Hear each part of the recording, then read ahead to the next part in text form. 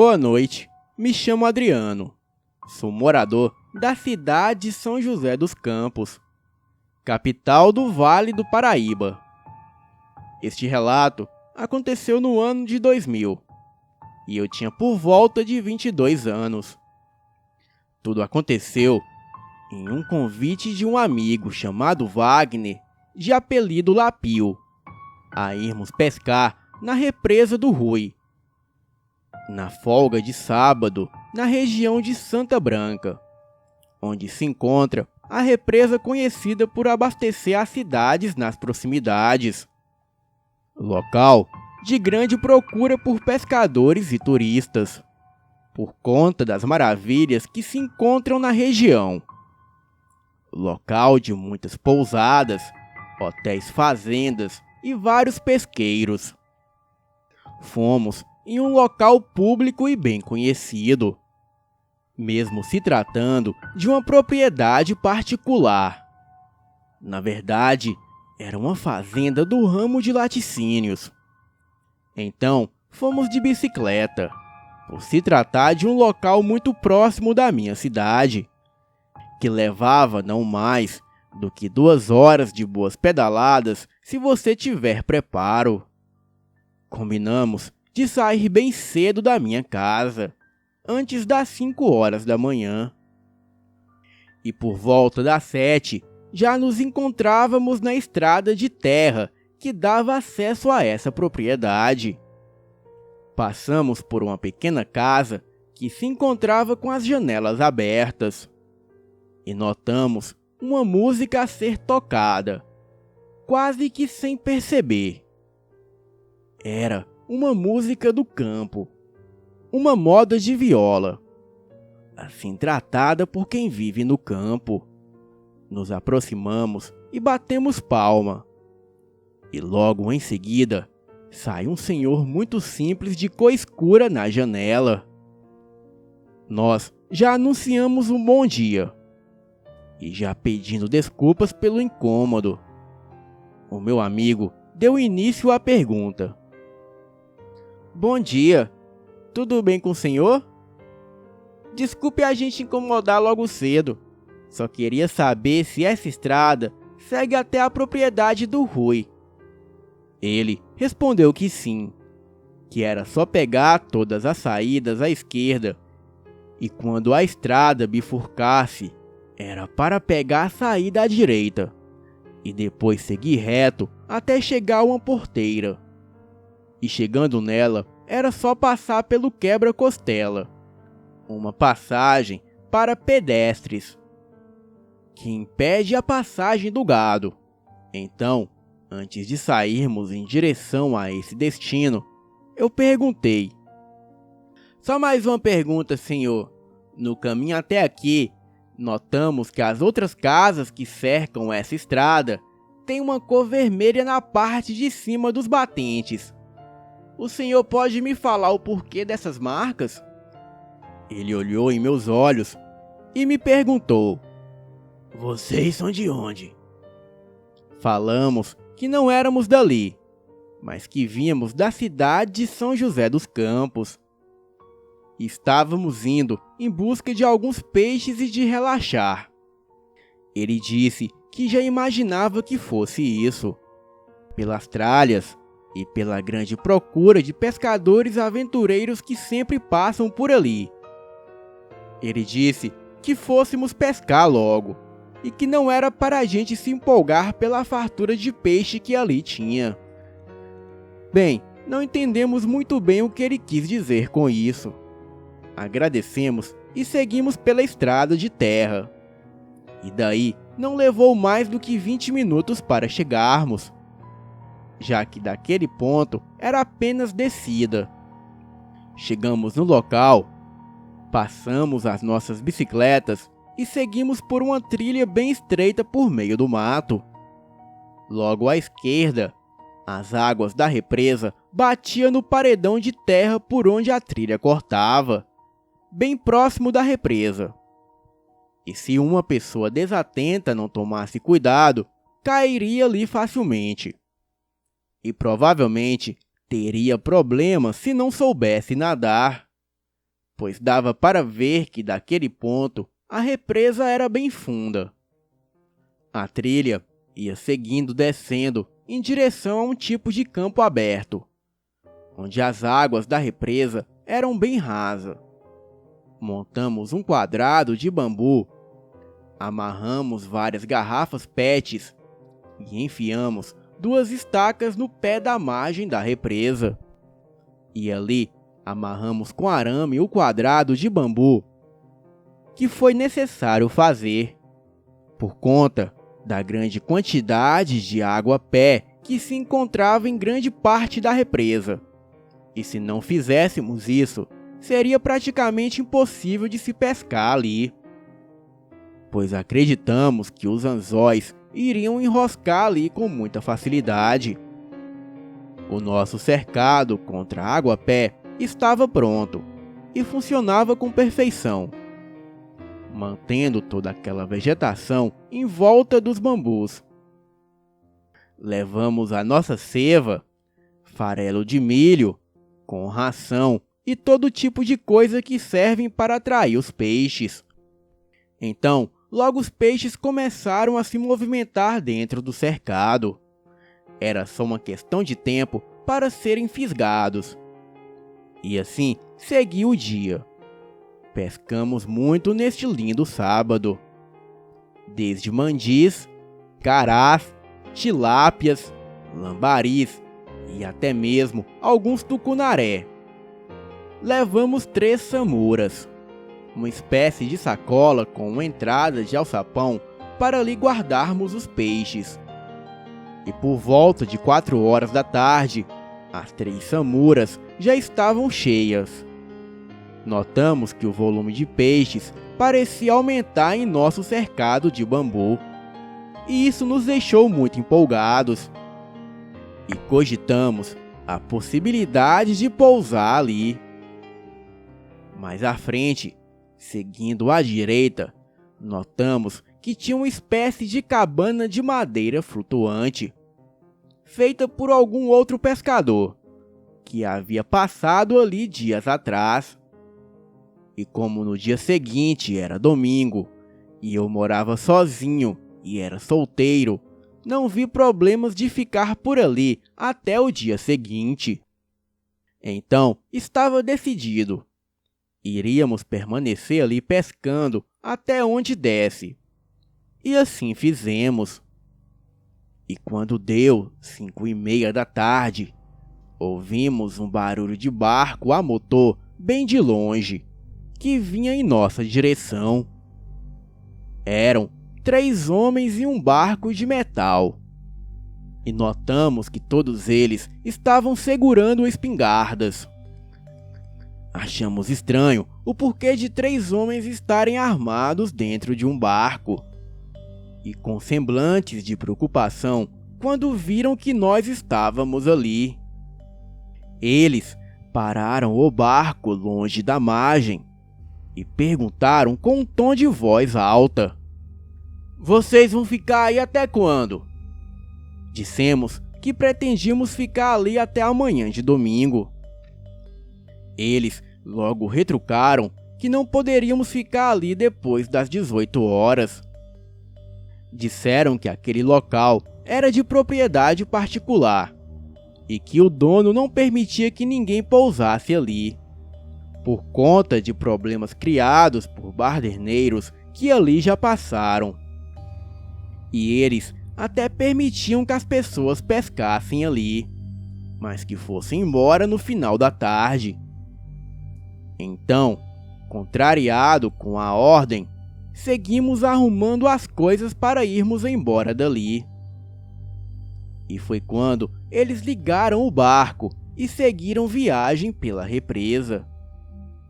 Neste momento, Lapio teve a iniciativa de começar a montar tudo de novo, o que já estávamos guardando. Eu perguntei o que ele estava fazendo, se tinha esquecido algo, ou se estava guardando algo errado. Ele respondeu que não iria ir embora, pois ele não era do tipo dos caras que tinham feito bagunça por ali. e que não estávamos fazendo nada de errado, e que nós iríamos nos arrepender amargamente se fôssemos embora, deixando todos aqueles peixes ali pulando. E foi quando uma grande empolgação me tomou conta, e rapidamente eu concordei com ele. E já estava mais do que desesperado, desarrumando toda a nossa tralha e posicionando as varas e equipamentos para continuar toda a noite pescando. Então, continuamos ali pescando, até que por volta de 7 horas da noite, vimos ao longe outro barco vindo bem devagar em nossa direção. E este barco demorou por volta de uns 20 minutos, pois era uma espécie de canoa e era a remo. E o homem que conduzia essa embarcação era de idade avançada, por volta de 70 anos. Ele vinha seguindo quase que no meio da represa. E sem parar o seu trajeto, ele nos alertou a irmos embora o mais rápido possível. E nós prontamente dissemos que não precisava se preocupar, pois não iríamos fazer nenhum tipo de bagunça ou coisa parecida naquele local, e que nós só estávamos interessados na pesca. Então ele logo disse: "Eu acredito em vocês, mas não é isso que me preocupa, e sim com a nossa segurança." Ele disse que não poderia encostar sua pequena canoa para nos abrigarmos, pois assim ele passaria a correr risco também, por conta da lentidão para se locomover, e que todos poderiam ficar em perigo, pois as águas ali são bem profundas, e ele não conseguiria mais nadar por sua idade e os seus problemas de saúde. Então eu logo indaguei: "Nossa, o proprietário é tão sistemático assim?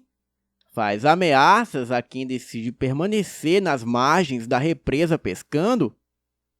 E o senhor respondeu: "Quem dera, meu filho, que esse fosse o problema. O lado que vocês estão nessa represa guarda uma maldição terrível, e que homem armado algum representa um perigo parecido com o que estamos correndo." Então perguntamos: "Mas que perigo corremos? Tem ladrão aqui?" E ele respondeu: "Não, meus filhos, o mal que habita esse lado que vocês estão não é deste mundo. E eu só posso pedir a Deus e a São Gabriel que nos guarde, pois nossas vidas estão na mão deles agora. Olha, eu sinto muito. Se eu imaginasse que tivesse alguém aqui numa hora tão avançada, eu teria vindo mais cedo. E assim, levaria vocês até o outro lado da represa. E olha, vou falar a verdade com vocês. Muitas pessoas que se aventuraram a pousar aí onde vocês estão, nem rastro deixaram no dia seguinte. Deixaram apenas algumas tralhas de pesca, que nem suspeita as autoridades levantaram, pois a polícia diz que são objeto de outros pescadores que ficaram aí. E muitas das pessoas que somem aqui são de idade avançada, e muitos nem família têm. Por isso, ninguém dá falta de quem some.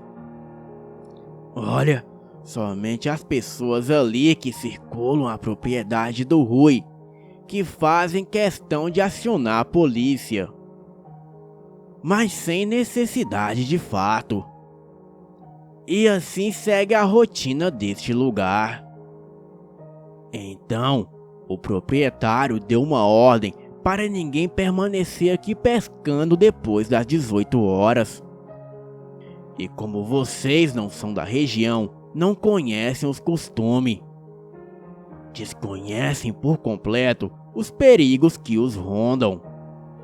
Após ouvir isso, a desconfiança e a curiosidade nos rodeavam. Era uma mistura de sentimentos e um certo medo pelo desconhecido.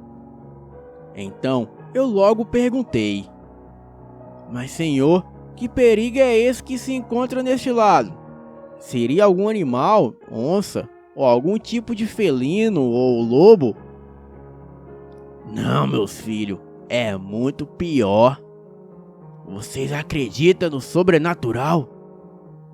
Lapio rapidamente disse que não, que isso não existia.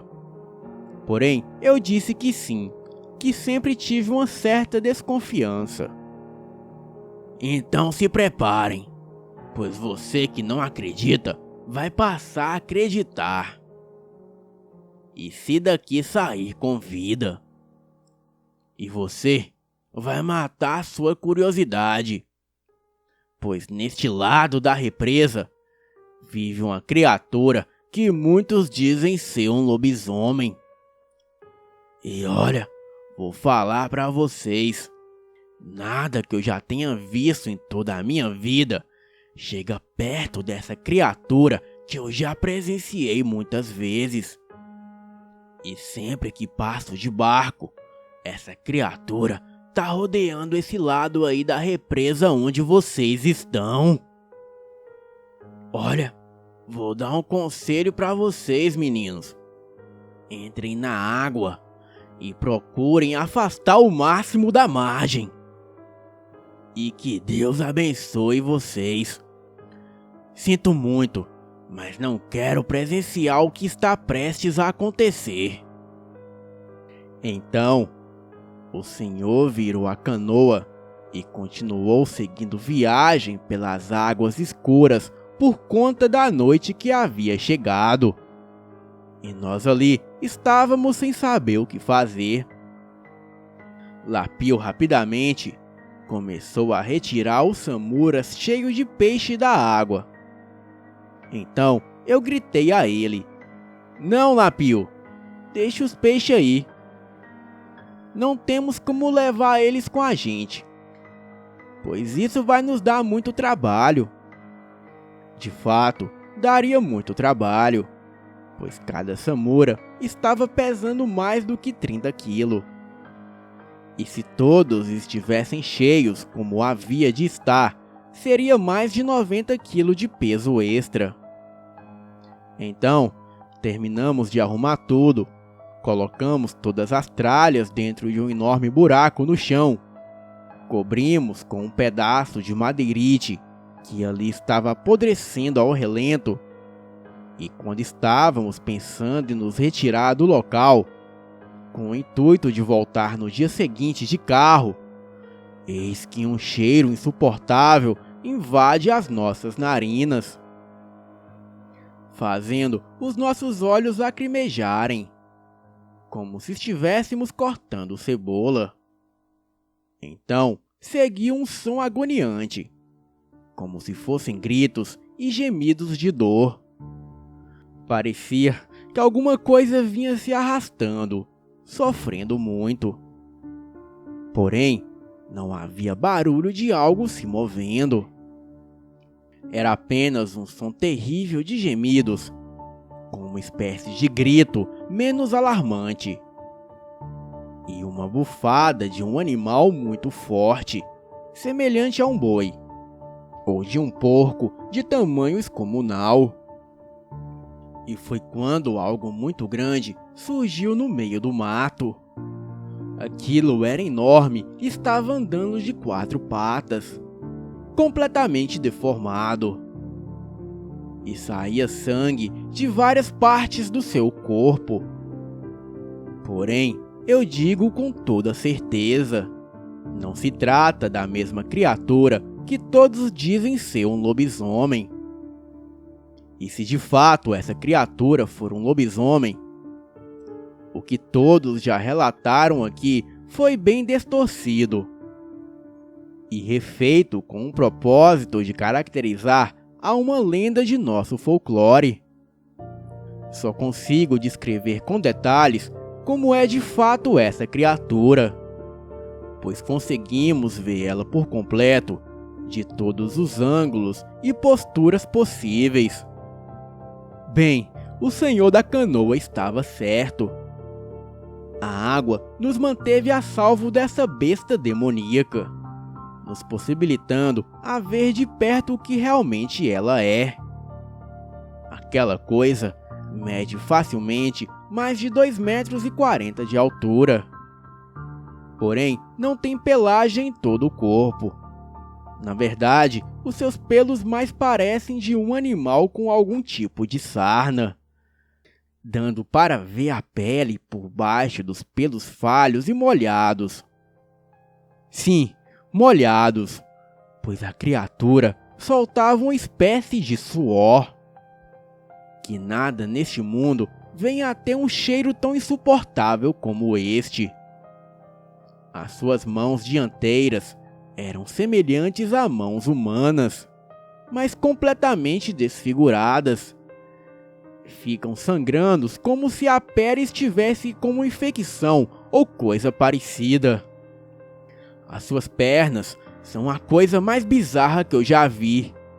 Os calcanhares são tão alongados que sim, te fazem pensar que são joelhos, mas na verdade não são. São apenas os calcanhares muito alongados, onde só os dedos tocam o chão, e o seu pé é esticado colocando o calcanhar como se fosse um joelho, envergado para trás, onde as coxas humanas se inclinam para frente, alinhando o joelho humano com o tornozelo que virou um joelho invertido. Não existe nada igual nesta vida. A besta tem muita dificuldade de andar em duas patas, precisando apoiar os seus braços no chão para não cair. E o bicho é de aproximadamente uns 180 kg. E a sua cabeça não é de cachorro. E não tem pelagem alguma em sua face. Tem um focinho semelhante a de um porco, porém sem orelhas. E do topo da sua cabeça saem duas pontas. E as suas orelhas ficam na parte de trás da cabeça, quase que na nuca, onde só se conseguem ver duas fendas, como se o crânio fosse rachado na parte de trás. A deformidade da cabeça é impressionante, e rapidamente se percebe que de fato aquilo é uma criatura das trevas. Os seus dentes são como dentes de cavalo, e não se parecem nada como de felinos ou de lobo. É como se tivesse mais dentes do que aquela enorme boca pudesse suportar. A sua língua fica dependurada para fora, de onde sai uma quantidade absurda de baba. Acredito que a criatura não consiga fechar a boca, por conta dos dentes serem da forma que são, e também pela quantidade. E a impressão é que essa criatura possua mais de 100 dentes na boca. Não tem como algo ser daquela forma, senão por falta de espaço. Mas quando aquilo abre a sua boca para respirar, é completamente diferente de qualquer outro predador. Pois o esforço que a besta faz para abrir a sua enorme boca, se consegue ouvir os ossos se partindo, para que ela consiga abrir ainda mais a boca e puxar o ar para dentro. O som desse ser respirando me tira o sono até hoje, 20 anos depois do ocorrido. Essa coisa não faz nenhum barulho, a não ser os gritos e gemidos.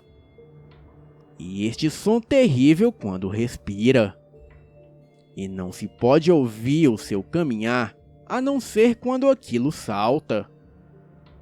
O seu calcanhar e joelho estando na posição que se encontram, faz com que essa criatura possa dar saltos que não passem nem de longe na imaginação humana. E se não fosse a represa em nossa frente, seria impossível sair dali com vida. Realmente, essa criatura tem um pavor terrível da água, ficando somente nas margens. A besta derrubou árvores e atirou contra a gente dentro da água. Lançou pedras enormes, como se fossem bolas de futebol contra eu e contra o meu amigo. E por sorte, aquilo atirava as pedras com tanta força que passava por cima da gente. Mas em todo momento, demonstrava uma enorme dor física, de muitas dificuldades de se suportar. Os seus olhos eram duas bolas amarelas por inteira, e não tinha pupila ou algo do tipo. Apenas duas bolas brilhantes amareladas. A nossa maior dificuldade, acredito que fosse ficar ali dentro da água, nos batendo o tempo todo para nos manter boiando na superfície da água.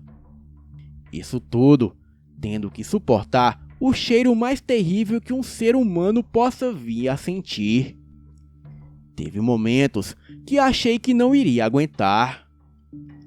E o que nos ajudou foi as árvores ali no meio da represa submersa há muito tempo, mas que ainda tinha um tronco enraizado no fundo da água, onde no meio da escuridão fomos agraciados a bater com o pé, tendo ali uma espécie de plataforma.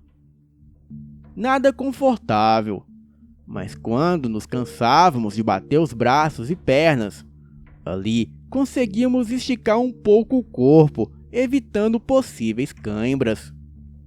Tivemos sorte de ser uma época de muito calor, pois assim suportamos o frio da água a madrugada adentro. A besta se manteve ali gritando e gemendo até às 5 horas da manhã. Ora fungando, respirando e gemendo. E em alguns momentos achamos que aquilo chorava. Em outro momento, era como se aquilo quisesse dizer alguma coisa. Porém, o som seguia ininterrupto por todas as horas que se passaram. Por fim, logo veio o raiar do dia. Exaustos, eu e o Lapio já não conseguimos nos mover. Não sei se de tanto medo ou tensão por conta do grande esforço que fizemos. O nosso corpo estava cheio de cãibra. Porém, conseguimos chegar do outro lado da represa. O lado que a besta não conseguia alcançar. Eu e o meu amigo Lapio praticamente desmaiamos ali mesmo, sendo socorridos por um grupo de retireiros que estavam ali para o curral das vacas. Logo depois, chegaram os 3 homens que passaram primeiro no barco a motor, armados com espingardas, aparentemente surpresos por nos verem ali, e levemente satisfeitos por estarmos seguros. Falamos do senhor da canoa que nos deu a dica de entrar e tentar chegar do outro lado da represa. Percebemos que nem era tão longe assim o outro lado da margem. Mas acredito que por conta do cheiro insuportável da besta, acabamos nos confundindo e não conseguindo ir para lugar algum naquela escuridão gelada, onde só se conseguia ver as estrelas. Outro detalhe, ninguém soube dizer quem era o senhor da canoa, pois ninguém ali da região que circulava por aquelas águas tinha uma canoa de madeira. Todos ali tinham barcos simples, mas todos com motor a gasolina. e que nunca tinham visto esse possível senhor depois desse dia. Eu nunca mais pesquei em represas, rios ou lagos, muito menos pousar. Digo até que nunca mais tive coragem de acampar em qualquer outro local, que não seja em um camping. Hoje tenho 42 anos, tenho 2 filhos e nunca até agora tinha contado essa experiência para outra pessoa, a não ser o meu amigo Lapio. Ele também se casou e tem um casal de filhos, e nunca mais voltou a pescar nem mesmo em pesqueiro. Os peixes deixamos ali com as famílias dos homens que trabalhavam na propriedade. Foram mais de 100 quilos de peixes, entre muitas tilápias, mandis, e pegamos mais de 200 lambaris, mas que não fizemos questão alguma de levar. Fomos embora de Toyota Bandeirantes com o filho do Rui, onde podemos levar as nossas coisas e prometemos nunca mais voltar naquele local, e muito menos indicar para outras pessoas, pois aquela fera continua por ali, e ninguém faz ideia do que seja, pois a fera fica isolada no lado que só se consegue vir pela estrada, e onde o povo tem que chegar pela água. Agora eu sei o porquê das portas e janelas dos moradores de fora da pequena ilha da represa serem marcadas por uma espécie de cor vermelha. Aquilo parece ser sangue ou algo de algum ritual de proteção, para impedir que o tal lobisomem, ou mapinguari, ou criatura da represa, não tentem nada contra quem mora nessas casas. Alguns podem achar que isso é mentira, e eu bem gostaria que fosse, mas infelizmente é a mais pura verdade.